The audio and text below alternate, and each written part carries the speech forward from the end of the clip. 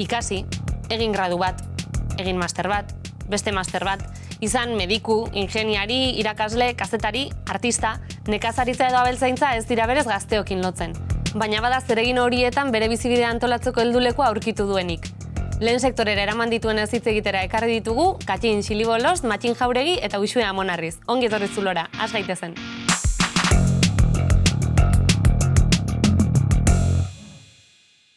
Kaixo Iroi eta eskerrik asko tarte bat ez zuen zereginak albo batera utzita ona etortzearren. Bada hirurok konpartitzen duzuen zerbait, lehen sektorea esaten diogun horretan ari zarete lanean, eta gainera beste ibilbide profesional edo akademiko baten ondoren egin duzue bide hori. Eskatuko dizuet geroago, zuen erabaki hori azaltzeko, baina goazen oinarrizkora. Bakoitza zertan ari zarete lanean edo azaldu pixka bat. Nei igual jendeak musika mundutik gehiago ezautuko dit, baina hortik aparte ere ibiltzen naiz baratze zain bezala. Kontsumo talde txiki badakat eta hor saltze ditut astero barazki desberdinekin osatutako tarrak. Eta gero baita ere etxian nire familiak dauka aragitarako behiagazkau eta baita ere salmenta zuzenan bitartez saltzen dugu aragia. Hor pixkat bigarren plano baten iten lana, baina baita ere aitzegea denok. Nire kasu berriz, ni erlezaina naiz. Lagun batekin hasi ginen, lehenagotik nezken erlek eta hola, afizioz, baina erlezain profesionalki urtebete hola instalatu ginela. Nite hain naxo lankia eta, baina hor gabiltz, gure produktu desberdina, azoka bidez saltzen da gure proiektua izentzua ematen. Eta ni hartzaina naiz, ardiak baitut, zeintzen ditut, bildutsak saltzen ditut aragitan zuzenean. Motik ardiak deizten ditut, gasnatzen dut eta gasna saltzen dut zuzenean. Eta orain bai zintzilik utzi dugun bigarren galdera, aurrez beste lanbide edo ikasketa batzuk izan dituzue, zergatik erabaki duzue nekazaritzari, artzaintzari eta herrizaintzari heltzea? Jauzia bada nire kasuan, baina da ere ibilbide nahiko logiko bat. Ikasketak egin ditut, ikasi du zientzia politikoa Bilbon, gero ibili naiz kazetaritzan 4 edo 5 urtez, medio azken baitan naiz talderen bahnean. Ibilbide horren bitartean beti zegoen buruatzean nonbait familiako etxaldearen bilakaera ardura hori zer izango zen. Anaia eta biok okan genuelako horkiz. Eta orduan saltzeko ez ginen prest, eta lokairuan ere jartzeko, norbaiti usteko ere ez, orduan barzela saiatu. Eta gero eginda ezagutza faktore asko sartzen dira. Afektiboak, konbentzio politiko batzuk, eta hainbat ezagutza. Nik bai ikasketa bukatutakoan fabrikan sartu nintzen, eta horra nintzen ikastaroa diten erlezaintzan ingurukoa, eta gustatu pixkanak erle gehiago, eta lana eta erlezaintza batea zigoazten momentun, lagun bate bai izan nahi laguntzen, eta lagun horre esan ziten, zeatik ez genuen pixkat proiektua azten, eta gustatzen hortatik gain bizitzen saiatu. Eta pixka formatzen saiatu ginen, erle kopuroa gehitzen, eta iritsi izan kantia bat, apustu egiteko garaia zela iruditu zitzegun, eta eroak genuen, bertatik bizitzeko apustu egitea, eta hortxe apustu horren baitan aurre egiten. Nik ere ez dut uste erabaki potolo edo konkretu bat izan denikan hor sartzea. Pixkat Katxinik esan du bezala ez, bilakaeran eraikitzen jo naizen erabaki bat edo izan da. Nik biologiako gradua ikasi nun, eta gradu amaierako lana ere artzaintzan inguruan inun, da beti eukietor lotura bat gaiakin. Eta karrera bukatutakoan bai eukin dituen galdera batzuk, pentsatzet danok izan ditugunek zein nahet nire bizitzakin, nundi jo nahet. Eta garai hortan ja untzakin ere bagebiltzan, eta nahi nun zerbait bilatu dana ondo konpaginatuko nuna. Eta pandemian ostian eukin nun lan eskaintza bat etxalde ekologiko baten lan iteko. Eta horri ikusi nun izan zitekela nire bidea hortik juteko. Eta gero ja biologiako graduan ezagutu nun beste lagun batekin batea, Amaiakin. Hasi ginean ja gure kabuz edo proiektua sortzen eta hortxe gabiltza pixkanaka. Honekin kitxo aurkezpen txandat, irako diegu gero aipatu dituzuen arietako batzuei, baina horretan laguntzeko kalera bidali dugu Julen Portillo mikrofona eskutan. Ea zer kontatu dioten.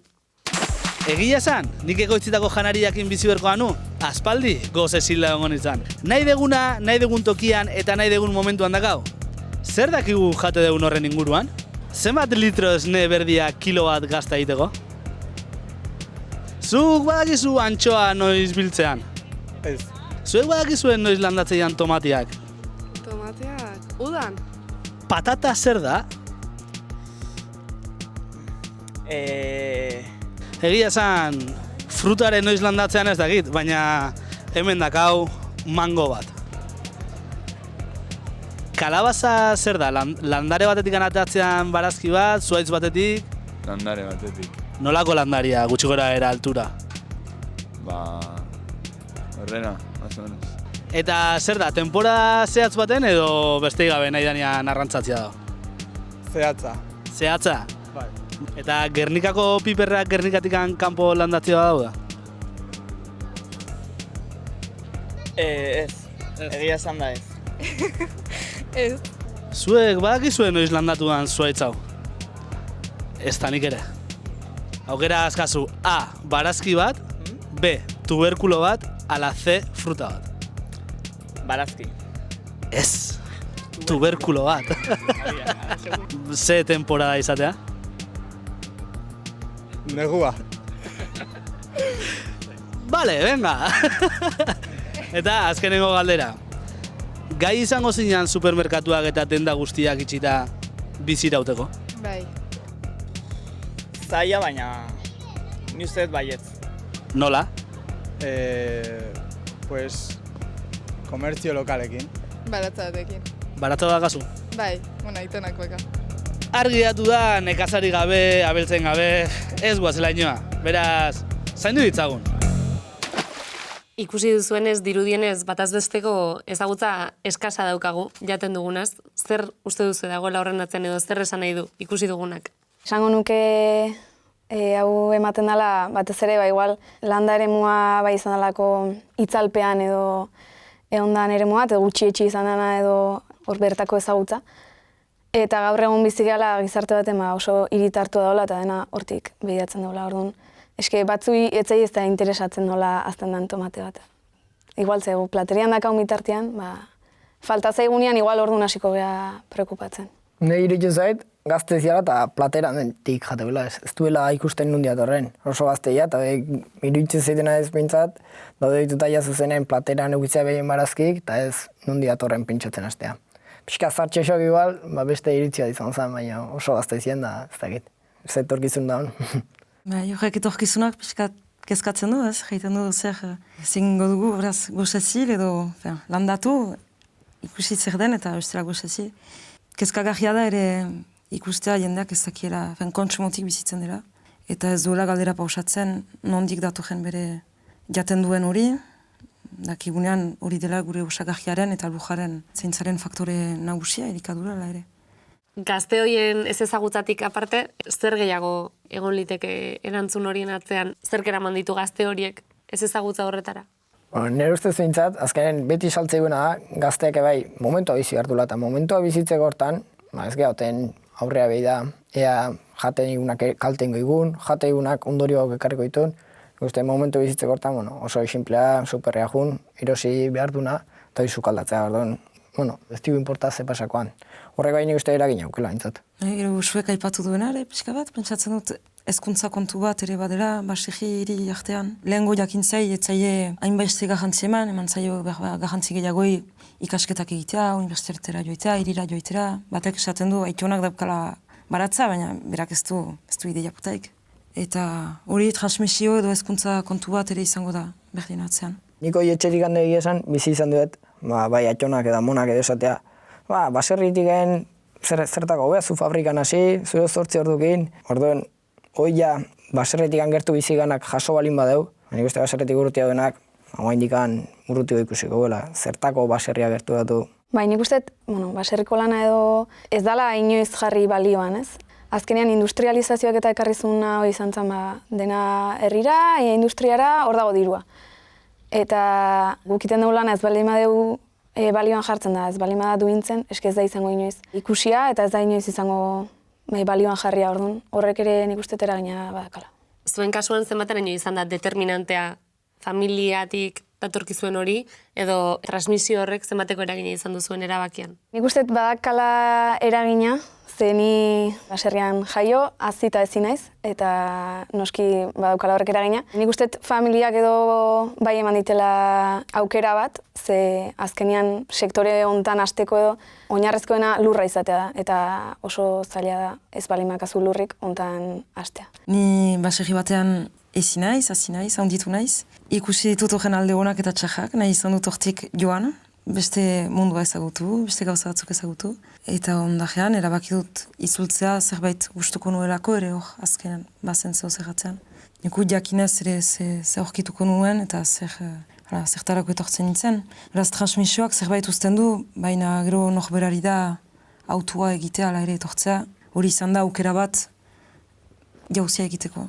Ni ez nator baserritik nahi esan. Nire aita bai izan da baserri nazia eta ezia eta bidena, eta baserria gertutik bizi izan duet, azkenen nire atxon namunak baserri eukigolako bizitza uzin. Eta ez dakit frantzizioi desberdin ikustet, nik gero gertuatu naiz baserria esan guke. Eta ez dakit erle zaintza ere, baserri tar ofizio zela hartuko nun. Azken ez da ganadu pixutxua ez ezer, erlea ez da zaindu behar, erlea beha bakarri dabil, desberdina, orduan, ez dakit, ez naiz baserritarra konsideratzen, naturakin lehen sektore bizi naizela baina baserritarra ez nuke esango, orduan, desberdina. Eta agian urrunago izan da ere, bada jendea hiritik edo kaletik urrundu nahi horretan lehen sektorera egiten duena edo baserrira egiten duena. Ez dakit alakorik baduzuen inguruan edo ezagutzen duzuen alakorik. Nik esango nuke, bai Katinek eta Ixo izan duela, oso zaila dola lurrak lortzea berta instalatzeko. Ni adibidez, ez nahi zenez izan baserria edo lurroiek eukituna instalatzeko guk zailtasunak ikusi diteu. Oso zaila lurroien jabetza eukitzea, baratza jarri nahi gazu, ganadua jarri nahi gazu, hartzai sartu nahi gazu, edo erlezain edo danalakoan. Lehen sektoren orokorren lurroien jabetza behar duzu. Eta oso zaila. Orduan, hiritik baserria gertuatzea ez baleo bintzat, ez badau beste bideik, zai xamarra ez baduzu familia edo gertuko jendea lurroien aukera emango izuna. Bai, gaina, lurrik emankorrenak eman zaizkio industriai, eta bain tokatzen zaizkizun lurrak dira badena aldapak, eta askoz zailagoa da horietan ere lan egitea.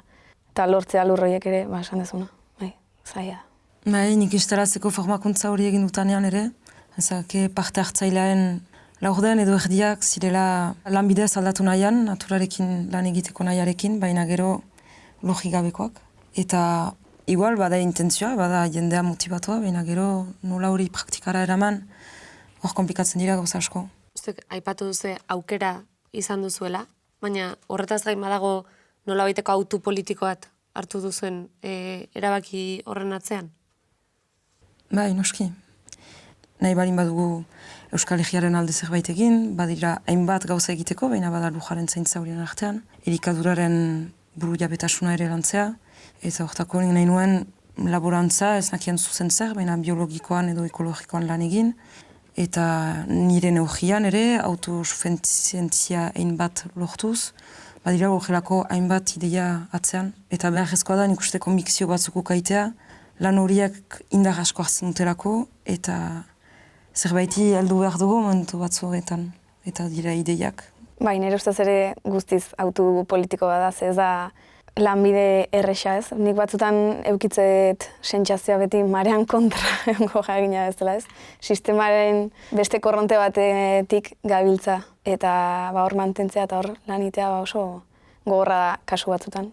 Azkenen bizitzeko modu bat, nik uste, desberdinala. Azkenen eskatzizuen sakrifizioak eta lan orduz aparte bai da dedikazio bat, autopolitiko bat, eta azkenen eskatzizu eguneko nortza da oztekin duen esan.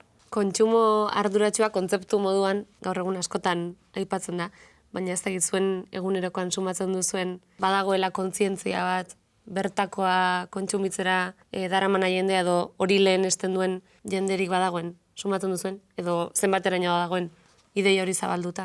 Nik uste kontzientzia badagola, baino batzutan implikazioa falta dela edo, ez dakit, sentsazioa bintzat niri hori da. Egia kontzientziazioa beharrezkoa dela ez, oinarria da, baina batzutan hor gelditzean arriskua ere badago. Batzutan ere bai iruditzen zait gure kontzientzia lasaitzea aldea edo, supermerkatua jute geha eta ikurrina dakan zerbait erosten dut, eta jazta horrekin ja iruditzen zaigu bertako ekoizlei laguntzen egala, baina benetan implikazioa deitzen diotan horri iruditzen zait jakitea benetan ze ekoizten den hemen, zure ekoizleak ezagutzea edo gutxi gora bera behintzat, eta zuzenean behai erostea da, alik eta bitartekari gutxinekin behintzat. Gure kasu behintzat zuzenki saltzeu, produktu horren klientea zein dan eroslea bakizu zeina, orduan azaltzea dugu, galdetzea dugu bere dudak, orduan horria sortzea binarteko hartu eman bat, produktuan inguruan informazio asko daukela, eta bakila zeatik, gure kasun ez diau zeatik dan ilunagoa, zeatik dan argigoa, eta ze kostatu dune, bai. Orduan, horren atzen, badago gero balorazio bat produktua bertan baloratzeuena, eta ez superren dauna. Bueno, zenbate dagoen kontzientzia hori, ez dakit nuaino aiauta daun, batzu daukea, beste asko mainik lantzeko dau, eta nik ez pixkanak ahun bardan gauza dela. Baina hortik aratago, ez dakit ere zeinetan den norbanako bakoitzaren ardura kontzientzia hori ukaita eta praktikara eramatea. Txatzen dut gehiago bezeroaren edo kontsumitzaile bakoitzaren erabakia baino aratago doala eta zerbait globala dela edo sistemikoa. Eta horretan behar direla beste neurri potoloago batzuk hartu, jatetxe kolektiboetan edo ospitale, erietxe, leku askotan, supermerkatuen pareko beste zozer ere proposatzeko. Kontsumitzaileon paperez hitz egin dugu, gu badugu WhatsApp taldean lagun bat, bezeroak beti arrazoia duela uste duena, batez ere bezeroa bera denean. Jarriko dizuet, bidali digun audioa eta ea zer iruditzen zaizuen. Apa denoi, apa eta azteko eta behin eskerrik asko itezuen lanagatik, osea, benetan, naiz, oain nola esatea, nago libin nola esatea, ez? Libin nago zuekin, bai, eskertu ditu epia zuen lanaz, erosteitut bertako produktua, nik erosi, amak erosteitu, aman etxea guten nahi bazkaltzea, eta hor esate ditueak, uste behintzat, bertako tomatek eta hola, eta pasada bat, tomatek, gaztare bai, hemengo hartzaiak irauten gazta, hola, guzai fuerte hau ganoi gainea, hola, emozio fuerte guzai ezkin nahi, gazta fuerte ere bai. Eta hoi, oso eskertuta, baina bestalde esango izu baita, ze sakrifizioa ez da. Zuen imaginatu nahi zuen bizkarreko meina igual, ez? O nire ez imaginatzen, jende hau, tomate jasotzen makurtutan nire hemen lasai gero, aman etxen eoteko bazkaltzen, gaztaiteko ardi zaindu, ez dakit, gaina bat ez ere kondu da hartuta, oain beste norabide bat hartzen nahi gara, ez da, eta hau pixka bat sektorea bia galtzen nahikoa, ez da ditu, ni pozik, baina, zuei ikusi, ni oso eskertuta, bihotzez. Bihotzez baino gehiagoa tripa. Oso eskertuta. Ega, libin! Ez dakit oso ondo nola hartu Toniren mezu, baina lagunduko digu meloi bat irekitzen, edo bertako zerbait nahi duzu kalabaza bat. Zuek egiten duzuen lanak badu izen txar hori oso sakrifikatua dela, lan handia eskatzen duela. Zer sakrifikatu behar izan duzue, honetan aritzeko? Azteko kalabaza hemengo ere ez da, eta meloia egoain hemen ere azten da, así que pixkat. Gidoilarientzat. Eta, ez dakit, sakrifizio hitza nahiko gorra ite zait nahi. Baina noski lan gogorra dela, eta batez ere denbora asko eskatzen duen lana, eta igual ohituta gauden bizitza estandar horietatik ateatzen dana, ez? Nik behintzat nik hautatu duten zerbait da bizimodu hori. Eta egia gustatzen zaitelako iten dutela, nahiz eta puntu batean sakrifikatuan lana izan. Sakrifizioa esango nuke alde batetik badala, azkenen lanak denbora asko eskatzeu, jaiegun gutxi, eta, dedikazio handia. Baina aldi beren, ni behintzat etxetik jasotzetena da, nik aukeratu, eta azkenen gustoko zerbait da, orduan, gustoko izate horrekin, sakrifizio horren pixuare bai, jetxitea esango nuke, azkenen gustu aite, ni bihar lanea juteko ere gogokin hau, aportatzeiten gauza da, gustoko egitetena, orduan, momentuz behintzat esango nuke gustua juten izela lanea, horrek, orduan, lana izentzua matei hori bai. Nik espero dut aurreko belaunaldiei konparatuz guk egiten duguna dela autuzkoa eta ez behartua. Eta horrek asko aldatzen du, deia pozik girela lanera joaitera, eta gero lan horrek ere onura, ezakit, hainizek hartzen ditu, lan egitea naturarekin, kabaleekin, jendeekin zuzenean, asko egezibitzen dugu ere lanaren ordainean, edo ordu horien ordainean. Eta lagunek edo bestelako lanak dituztenek ulertzen dute hori, edo oraindik ere kostatzen da azaltzea? Nire burua ulertzea ere batzutan kostaite zaitu. Beste batek nahi ulertzea, ulertzea dituz ulertzea, ez? Bai, nik uste jendeak, igual ez duna gertutik bizi edo inguruan bizi, igual ez dula ulertzen gure bizipenak edo ez dunak inoiz probatu, edo ez dunak inoiz bizi hori. Bai, kostatzen da, batzutan hori ulertzea, eta batzutan nire saiatzen ez da azaltzen. Nik gure kuadria mintzat ikustetena beti ondokoa, ni baino beto iziala esatela. Bai nik esatet, zu ni baino beto izia, beak esango ni baino beto izia izela, eta betiko azkenen zika kontutatzen daukegunaz, eta askotan esateko, inguruko beto izielako baino, nik jai ez dago behintzat, nire ofizioiko hasi. Eta erabaki hau hartu duzuenetik aldatu da, ez dakit lagunekin harremantzeko duzuen modua edo zertan nabaritu duzu hori? Ni lagunekin harremantzeko baino gehiago nire buruakin. Utzi ditut gustoko neuzkaen gauza asko. Batez igual kiroleako lehen denbora gehiago dedikatzen dut, da guain gutxiko dauke, azkenen nire ofizioak ez ditelako lehen haineko denbora libre ematen. Orduan, ikustetena afizioakiko neukeen harremana lagunakin da konpartitzeko. Nire berdin. Denbora asko zere gutxiago gustuko nuen beste kirolan edo lekuetan ibiltzeko. Eta gero beste dozein bizitzako aldaketa guztietan bezala gertatzen da, lekuz aldatzen dira, orduan pertsona berri batzuk ezagutzen dira, edo elkarte berri batzuk, eta batzuk uzten dira, edo jontzen dira. Nei egia esan, ez zait gehiegi aldatu. Egia ena izela eguneko lehen sektorea makarrikai, eta dazkaten bilanak ere nahiko lan horiek konpaginatzen gehi nire bizitza pertsonal gehi soziala. Baina ezakit, beti konpaginatu izan dut dena ondo, eta egia da igual momentu batzutan igual juneko nuke ezakit. Lagunek iten dute plan bat, eta udan, egun pasa bat, eta justo udan nik da lan gehiena daukaten garaia, eta orduan igual ezin ez jun. Baina gainuntzian esango nuke ez daizkitela harremanak aldatu, orokorrean. Kanpotik begiratuta behintzat badago beste alde bat hor, gehienok pantailei itxatxita eta antxietateak jota bizigaren bitartean, agian zuek baduzuela beste bizimodu ez dakit pausatuago den hitza, edo behintzat naturarekiko lotuago bat edo hori horrela da, edo nola bizi duzu zuek hori? Batean, jala ere. Ni esenatzen naiz, banoa kabalean ikustera, deizten ditut, ene eguna kabalean eta ondorioz naturaren eta sasoinen arabera ritmatua da. Baina gero ez da ere guztiz dena idealizatu behar, edo dena bloke batean jarri behar. Guri ere eskatzen digute formazioetan, eta nahi balin baduzu saldu, behar zuri pantaili pedatuta, behar dira gaurko tresnak ere baliatu. Guk ere nahi ala ez batzuetan behartuak ez dakit, baina eramanak girela konektatuak izaitea, edo informatuak izaiten jarraitzeko, edo hainbat elkarteetan balin bagira ere horrela jarraitzen du komunikatzen. Nik uste gure kasun bai gertutasun hori sortzeko, azkenen lehen ni loraldiri ez nien horremesteko garantzia den. Da gaur egun loraldin arabera antolatzet nire lanaldi guztia. Azkenen, segun ze sasoitan ez dakize akazia loretan daunen, urduri esnatzen ez, bakitelako seguraldin berdun, ea erleak lan ondengon akazitan, edo gaztainan noiz hasikoan loratzen, sasia, txillarra, edo dana lako loraldia. Eta lehen ez nekin nolako lorea zeuken. Baina egia da, katxinek esan du bezala, guk bai naizta hor mendin edo gure larretan edo lan egintzanatik, guk bai pantailak eta horrek eskatzeko, azkenen gure bai merkatu gaude, guk bai gure produktua saldu inbarra eta eskatzeko pantailan atzen, esango nuke modernizatzea o ofizio ebintzat informazioa izartzea. Nik ere esango nuke naturakin lan aitea, eguneroko kontaktu hortan, nire buruakin ere gehiago konektatzen, naturakin konektatzen, eta horrek betetzen haula zentzu batean. Baina baita iruditzen zait, askotan romantizatzen deula lan hauez. Iruditzegu naturalanean gaudela eta egunero gaudela txoritxoak entzuten, eta oso lasai ite dola lana. Eta ez daula, guk ere badazkagu estresa, ansiedadea, beste lan guztitan bezala. Lan nahiko inestablea da puntu baten.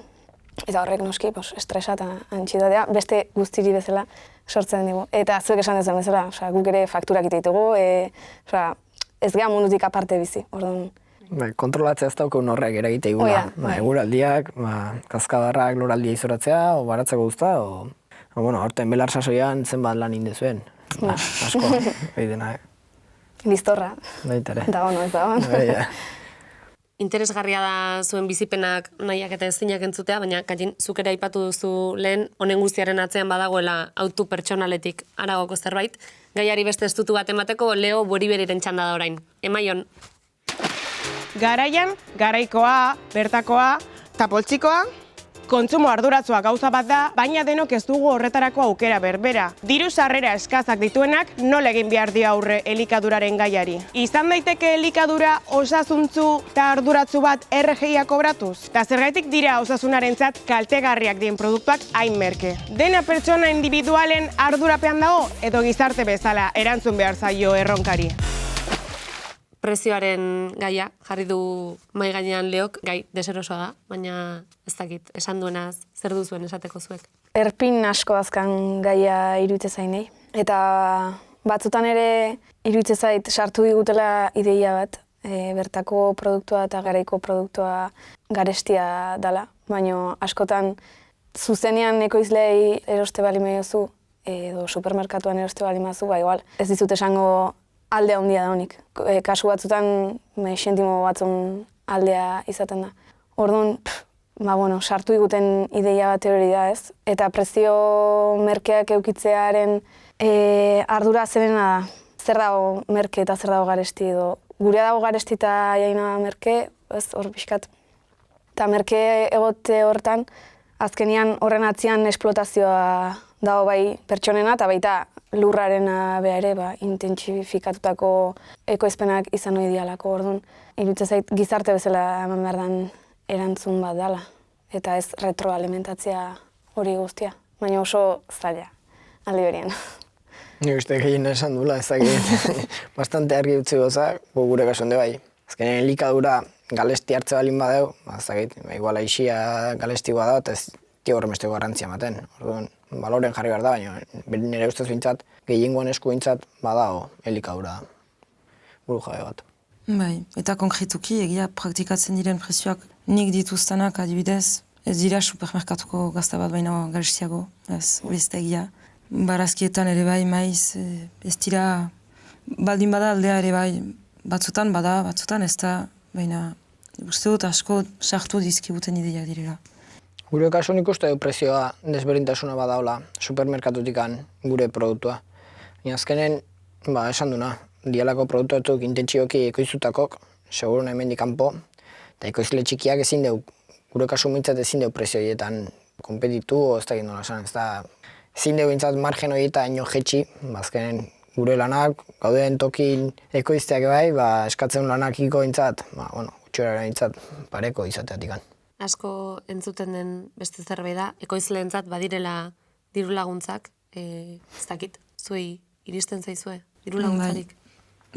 Prezioen galderaren erantzun handi bat hortzik dator, ez dakit Espainiak estatuan nola den, baina pentsatzen baietz, laborantzari egokitzen zaizkion diru laguntza nagusiak, pakekoak, joiten dira lur kopuruari eta kabale kopuruari, geroz eta lur gehiagokan, geroz eta diru gehiagokan, geroz eta kabala handi gehiago, geroz eta diru gehiago jasotzen da. Eta horretan, txikiak, batez ere baratze zain batzuk dutelarik oso lur gutxi, etzaile ez da iristen ere laguntza hori. Atiek dituztenak oso handiak direnak eta gai direnak asko ekoizteko intentsiboki horiek jasotzen dute pila bat. Eta prezioen diferentzia ere hortik handator, egin handi batean jandezake. Gure kasuan, esateo Espainiar estatun, UTA bat bezala daula, Unidad de Trabajo Agrario bezala, eta kasoitan, azken esplotazio txikia askotan ez gaude, ez da esplotazio profesional bezala onartuta. Gure erle kantiade, ardiko kantiade, baratzan neurria, ez da profesionalki bertate biziziala demostratzeko adinakoa. Orduan, nun naho ni? Ez naho ez lehen sektoren, ez naho inun. Naiz afizionatu bat behintzat, orduan. Laguntza behintzat, ustiapen txikita ez daude. Bere garaien egon diela bakigu, egia kendu induztela, esan ez, ez diala eskatzen. Baina, ez dakit, zeinek kendu duen da, zeatik kendu duen ikusi markoltzeke. Esan ez dutenan arira diru laguntzak badaude ekoizpen eredu jakin batzuei bideratua ez, eta hor asko gehatzen dira kanpoan. Diru laguntzak bai badaude ez, saltzen digute badaudela, eta laguntzen dela lehen sektorea. Baina gero zen iristen zaio, oso desberdina da. Aldi berian esango nuke ez deula diru laguntzetatik bizi nahi ez da ez, nik badakat sentsazioa ere, nik iten deten lanetik duin ordaintzen duin izatea nahetela iristea eta benetan hortik bizi bakarrik. Eta egia da hori batzuan ere zaila dela. Eta batez ere hasierako garaietan inbertsioa daudenean eta oso zaila da. Baina hasierako garaietan ere bideratzen zaituzte eredu intentsibotara edo monolaborantza batzutara edo eta orduan benetan diru laguntza hortan sartu nahi duzu edo nahi duzuin benetan zuk nahi duzun zerbait. Hor pixkat badago eztabaida edo gatazka hori. Aipatu dituzue ekoizpen erraldoiak dituzten enpresak, haien logika zertan oinarritzen da edo zuengandik zertan desberdintzen dira? Pentsatzen desberdintzen girela helburuetan batez ere, ez ditugu helburu berak bilatzen, pentsatzen batzu produktibismoan, produktibitatea eta diru sajera dutela helburu, eta kompetitibitate horretan izaitea uberenetan.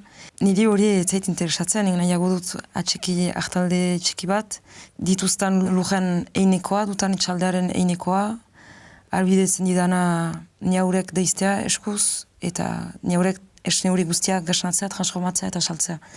Beste helburu batzuk bilatzen ditut, izaitea, eneiko izpena, bera emaitea pertsona batzuei kontsumituak izaiteko zuzenean, eta zerbait ona eta kalitatezkoa egitea. Eta lujarekiko ere respetu batean edo lujaren egitmoa jarraituz. Gu nahi deuna da, duintasunez bizita ez, behai dauden bukle hortan bueltak sartu, inbertsio handik, ganadu kopuru handia, lur sai asko, azkenen laguntzak horta da bidirauta. Gerozta gehiago, gerozta diru gehiago matize. Ez dut uste, ekoizle txikia aintzat, pertsonala prototipo idanik. Bai, eta gero aldi berian behai edia vulnerablienak, ez? Osa, behai dakate boterea merkatuan, baina gero edozein faktore txikik eragin diezaieke dena bertan bera gehatzia. Eta benetan iraungo dutenak ekoizle txikiak dira eta herri hau aurrera ateako dutenak nolabait esatekoz. Eta behai gaude baztertuak edo pixkat kontraesan. Aipatu duzu lehen ere salmenta zuzenean aritzen zaretela, baina bitartekariak ere aipatu ditugu. Zenbateraino nahasten da duzuen helburu hori edo ekoizle batek izan dezaken asmo hori bitartekariak tartean sartzen direnean? Nik uste bitartekari bai azkenen sartzeila zure produktua ezin dezunen salduru bai. Azkenen beste zerbait behar dezu produktoi atera alizateko. Hortun, prezio merkeo izan, atera egin behar dezu. Hor da arazoa, bitartekarik bai, ze portzentajekin gehatzeian, eta ze preziotan saldu behar Ez baukezu beste irten bidei, azkenen hoxe da daukezuna. Baina bestela, dudik gabe salmenta zuzenetikan, zuzenen eroslean azoaz, orduan ez dago inor tarten ez arirazikonik, hor aldea da. Bai, pixkat jolastu ditute merkatuan batez ere, aipatu ditugunak ez, batetik haundieko izten dutenak, haundi saltzen dutenak, eta horiek daukate merkatuan boterea, eta berai jolastu dute prezioekin. Hau, normalean ez dugu egiten, baina utziko dizuegu gure tartetxo hau, ez dakitzuek ekoizten duzuena non erosi dezaketen gure ikusleek, edo non aurkituko zaituzteten, nongo azokatan, nongo dendatan, nola joan daitezke zuen gana? Ni nahiko jotzinago. Segun nondik. Bai, segun nondik. Eneko izpena saltzen dute etxetik, eta gero Dona Pauleko merkatuan hastean behin ostiraretan.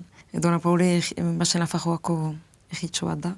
Eta antopatuko duzue, baita ere tokiko dendan, eta tokiko da Dona Paulen aurkitzen den tokiko ekoizpenekin egindako denda bat, osatutako denda bat. Gure kasu honde, azkenen azoka bidez esan dugu zela, zuzenki, eta gure produktuk aurkitzeko, Tolosan larumatetan otega azokan, eta asteazkenetan ordiziko azokan. Eta nik gehien bat baratzean bertan saltzen dut, orduan nahi dunak etorri anoetara galdetu netaz, eta seguru norbaitek esango dira non daukatan baratza. Eta urtean behin azoka iten dugu anoetan bertan, urrian bigarren asteburuan izaten dela, eta nire izaten gara. Bai. Eta gero, etxean, jak de paso. Etxean aragia saltzen dugu eta hor zuzenean etxetara saltzen dugu, nahi dunak interesa daukanak, perrapabaserria@gmail.com horrea idatzi, hemen. Eta galdetu zein zalantza, Maitinek esan duna azkenean, beti gaude erantzuteko prest eta hitziteko prest. Akaso lortu dugu etxekoren bati etorkizuneko asmoak aldatzea, bestela, badakizue aragia gazta ezti edo barazkiak nori erosi. 2 aste barru bueltatuko gara, bitartean zaindu.